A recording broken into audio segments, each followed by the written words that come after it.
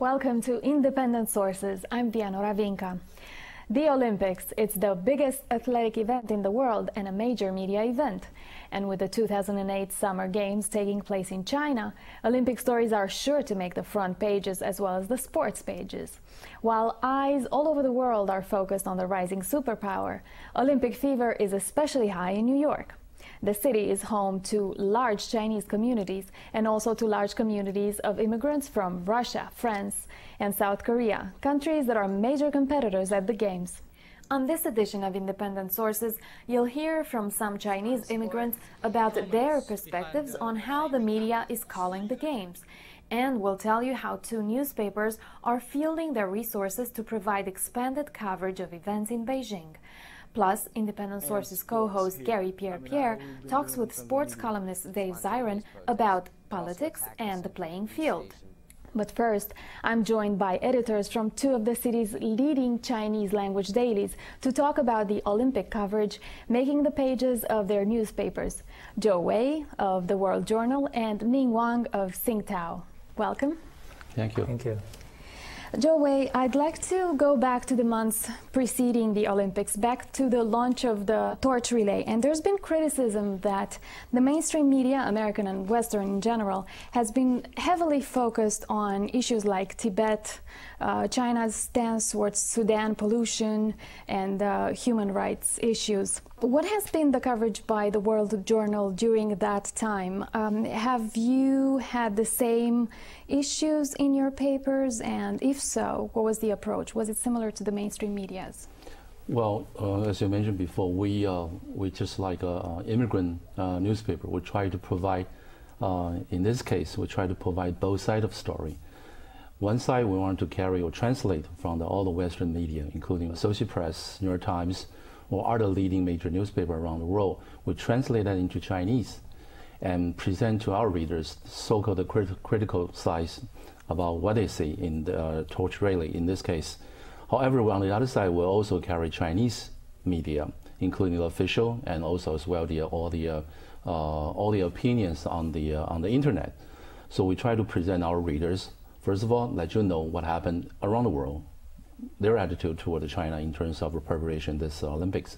Then also we wanted to present to our reader what really happened in China, what is the government's or the people's voice. So in our newspapers, we just like a forum. News-wise, we present both sides of the story, and we think our reader is smart enough and experienced enough to make their own judgments. Ning Wang, some in the Chinese community here in New York that I've spoken to say that this heavy focus by the mainstream media on issues like Tibet and so on show Western media's bias towards China. Do you agree? I will have to say I agree with that, and also, you know, as overseas Chinese news media, we try to give our readers the whole picture.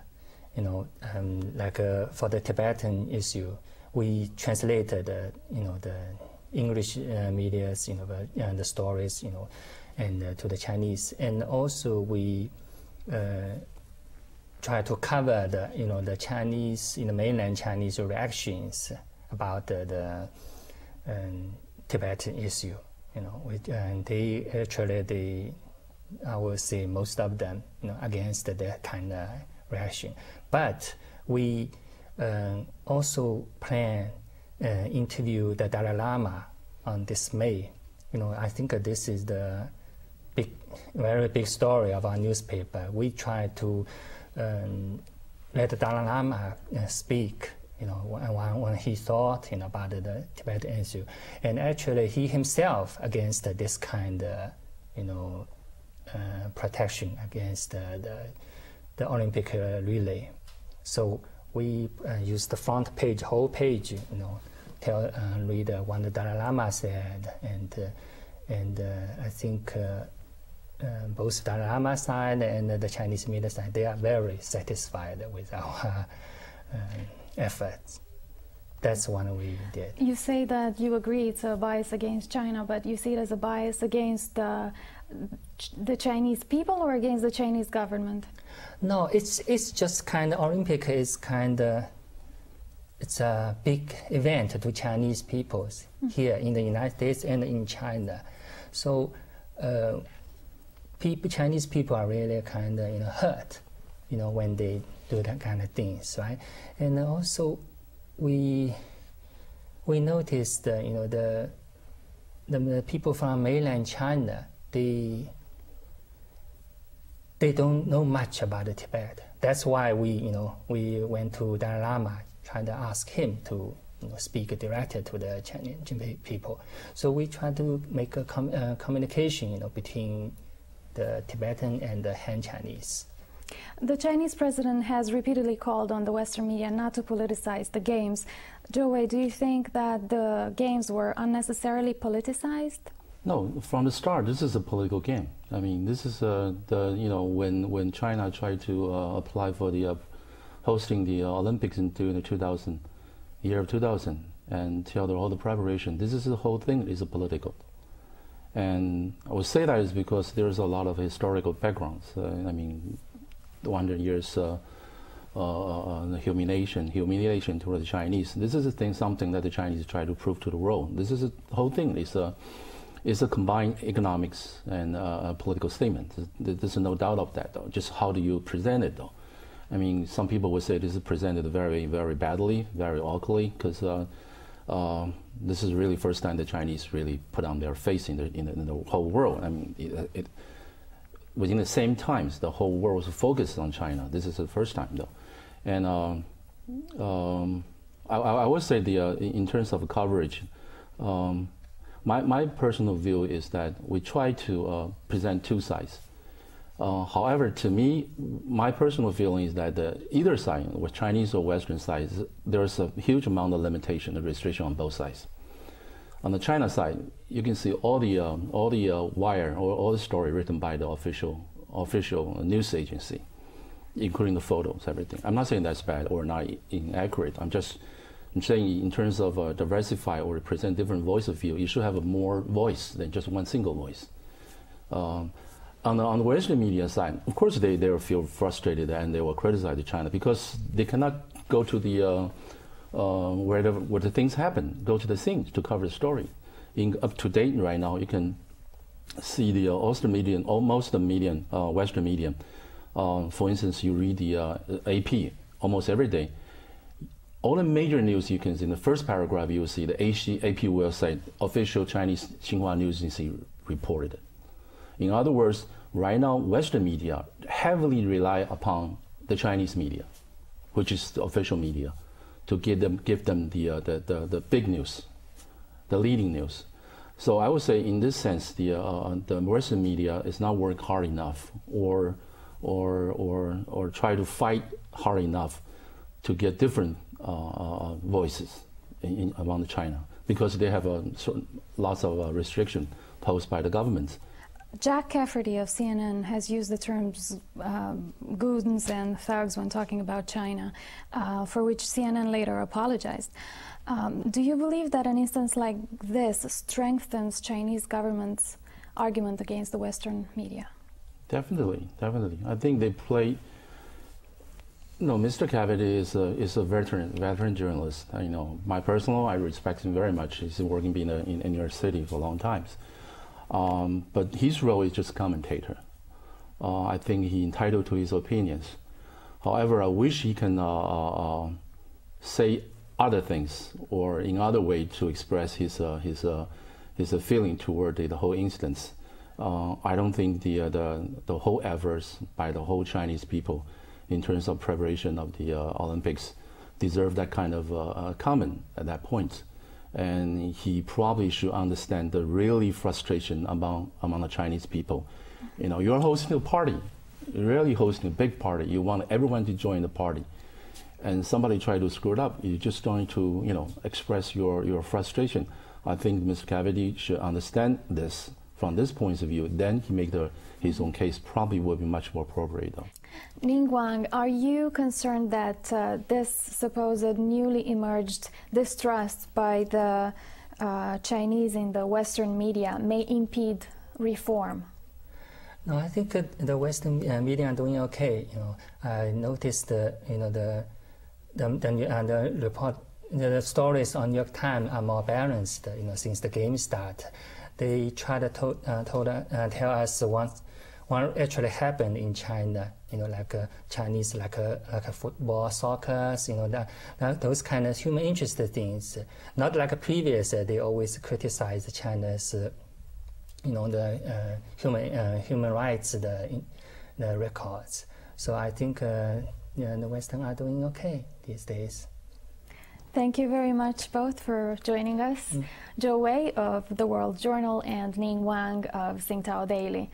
A little later on the show, we'll continue with the Olympics in China and hear how some Chinese Americans view media coverage of the country and the competition. But first, Zyphus Lebrun has some other news making headlines recently in the ethnic and immigrant media. Thanks, Vianora. Here's a look at some recent stories making headlines in New York's ethnic media. From the Haitian Times, economist Mikhail Gusev has been elected Haiti's new prime minister. This after lawmakers rejected two of President René Préval's other candidates. Her election is being hailed as a means of normalizing the island's political landscape after food riots led to the previous government's dissolution. Will the next U.S. vice president be Irish? The Irish Echo reports that 5 of the 7 candidates being considered for the post are self-identified Irish Americans. Topping the list is Governor Tim Kaine of Virginia. Some of the other candidates include Kansas Governor Kathleen Sebelius and Rhode Island Senator Jack Reed. The New York Community Media Alliance has been very critical of the Unity Conference for Journalists of Color. An article published on the NYCMA website highlights the irony that there was little to no discussion about the ethnic media during this gathering of hundreds of journalists of color. The event's organizers explained that this was because they received no proposals related to the subject. The News India Times reports that the first made-in-India male contraceptive injection could be available by 2009. Reversible inhibition of sperm under guidance is being touted as the only male contraceptive injection that's effective over 12 years. And finally, seems like a lovely day for cricket. India Abroad reports that the New York Police Department is trying to improve relations with the South Asian community by introducing a citywide cricket league for teenagers. That's just some of the headlines from New York's ethnic media. I'm Zyphus Lebrun. The Olympics are being beamed around the world. NBC, of course, has the exclusive rights to broadcast the event in the US. The network has made the games available in Spanish, Korean, Cantonese and Mandarin through various affiliations. Highlights of the games are also being shown here on Chinese language stations like CCTV, which is owned by the Chinese government. Michelle Garcia watched the coverage with some members of New York's Chinese community and found that a lot of factors come into play when deciding where to tune in for the play-by-play. Olympic fever rages in Chinatown. Hundreds chant "Jiayou Beijing," "Go Beijing."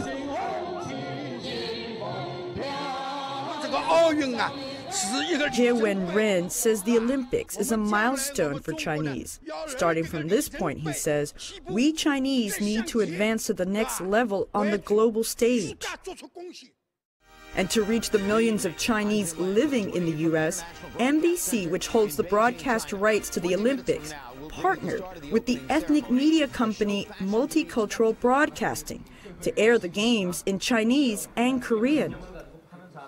Both MRBI and NBC declined on-camera interviews.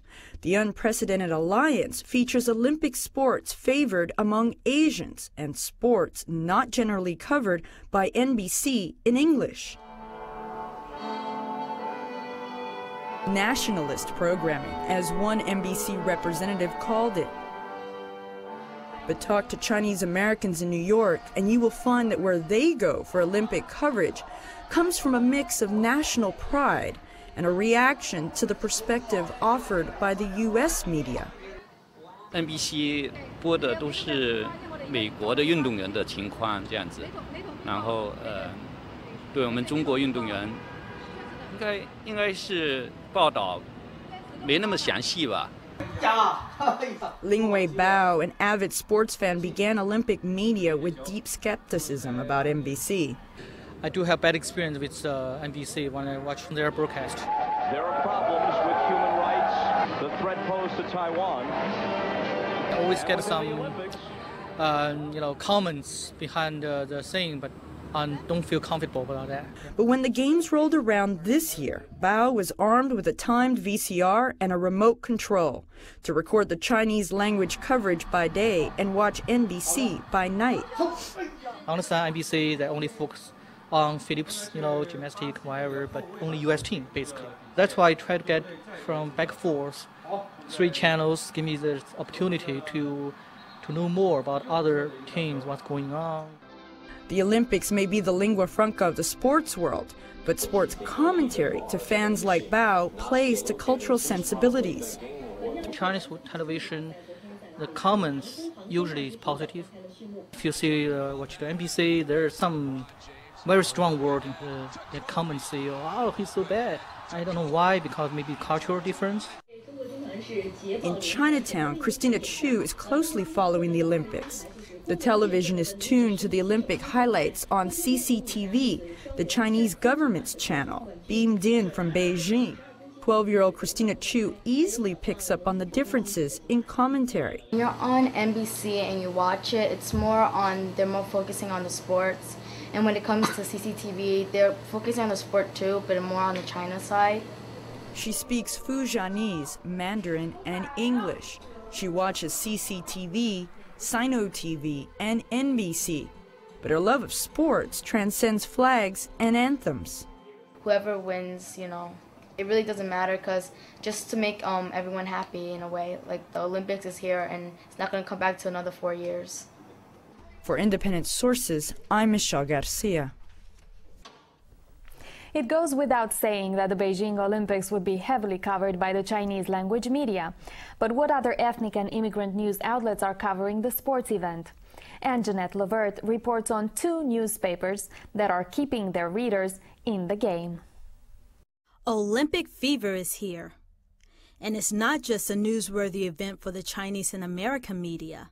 The monthly magazine France-Amérique caught Olympic fever too. We're going to have a daily update online, which we usually do for other sports events and focus on French people. The magazine boosts its coverage with interviews from athletes and others in the sports industry. We're going to go straight to the people involved there, and that's going to be our way to cover the Olympics.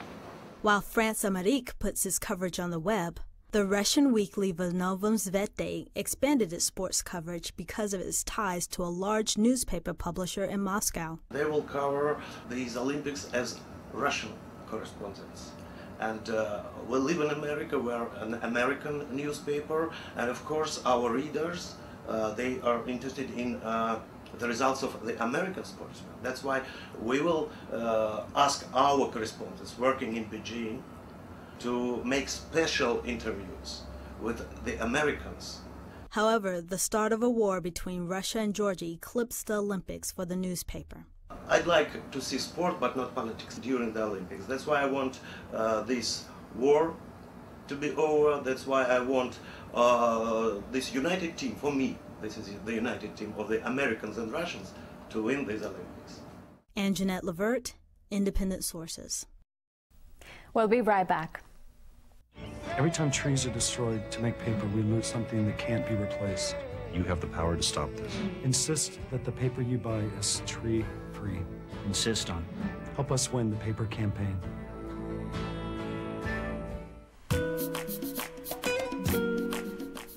Dave Zirin is the sports columnist for The Nation magazine and writes extensively about sports and society. He is the author of several books on the topic, including his most recent, A People's History of Sports in the United States. We end our show with a conversation my co-host Garry Pierre-Pierre had with Zirin about the intersection of sports, politics, and the media. In June 2001, China was awarded the right to host the 2008 Olympics, despite a poor record on the environment and human rights. How was China able to get these games? Well, that's a great question, and you have the public reason that was fed to the media, and then what I would argue is the real reason. I mean, the public reason that Beijing was awarded the Olympics in 2001 was that promises were made about those very issues that you raise, human rights and the environment. In fact, in the very presentation made by the Beijing Olympic Committee, they said quite explicitly, we will advance in human rights over these next 7 years. And the representative of the International Olympic Committee said in 2001, we will see a very different China in 2008 than we see in 2001. So that's what was sold to the public, this idea that the Olympics would be a moderating, even a progressive force for change when it comes to issues of human rights and basic freedoms that I think so often we take for granted in the West that do not exist in China. That being said, there was another reason at play as well, and that has to do with the fact that China's economy has grown by roughly 900% over the last 30 years. China's first bid for the Olympics came in 1992. They wanted the Olympics in 2000, and they would have gotten it as well, except it was so close at that point in 92 to the massacre in Tiananmen Square, it was just politically untenable. Well, 7 years later, how much progress has China made on these basic points that they promised the IOC and the world at large? Well, in some ways, the situation in China has gotten quite worse, and one could make the case that after these games, it will be even worse than that. I mean, one of the things that the games has produced is a huge amping up of the security apparatus in Beijing and beyond. I mean, $40 billion were spent on the Olympic Games. Just to give you a sense of that, in Athens in 2004, that number was $9.5 billion. So a huge qualitative difference in terms of the amount of money spent. You've obviously been watching the coverage before and during the games. Now, what's the mix between politics and sports here? I mean, how have we been doing in terms of media? Well, once again, it's so interesting because I think we live in an age that when we describe the media, there is media from above and media from below. I think a lot of the internet work, a lot of very brave internet work that's happening in the Far East has been absolutely brilliant in exposing what's happening in China. So give me an example. Okay, here's a great example, is the situation in Jizhou, which is a province in China, where a couple of weeks ago there was a protest of 30,000 people, spontaneous protests, that also attacked the central police station because people thought that a murder of a young girl was covered up. Another issue where the news got out from below was in Sichuan, where the earthquake revealed that despite the fact that China is state-of-the-art in so many ways, particularly in Beijing, that some of the very schoolhouses where children learn are buildings that are made out of basically rubble that collapsed upon the students themselves after the earthquake, which led to another outcry. And then, so that kind of news I'm very impressed by. That kind of media work I'm very impressed by because it gets out the real story. The Chinese have been projecting this image to their people as though they are so humble to have these games, to be hosting these games, and they really are not looking for any medal wins. Whatever they get, they'll be happy. And in the U.S., it's been very competitive. The superhuman American athletes who is going to dominate these games. Now, what kind of message do you think to the media coverage around the world each place is trying to send, and then how does that come together at the games or leading to the games? Well, to me, there's a way in which it's disappointing, because one of the great things about the Olympics, one of the things that I think is very special about the Olympics, is that it's a time in the United States to actually open up the oxygen a little bit around what sports we're able to enjoy. And I mean, think about in this country how it's very dominated by baseball, basketball, football. Maybe you've got some NASCAR people over here, some mixed martial arts over there. But to be able to enjoy sports like swimming or diving or track and field, that's something that really is the province of the Olympic Games. But the problem with the Olympics, to me, one of the main problems with the Olympics from its very inception, is that it's always had that air of war by other means. That idea that you have nationalism creeping into the language of sport. It was 1968, the beginning of modern-day Olympic protests, if you will. Does it still matter today, 40 years later? It's a really interesting question. I just spoke on a panel with Dr. John Carlos, who was the bronze medalist at those games, who raised his fist into the air.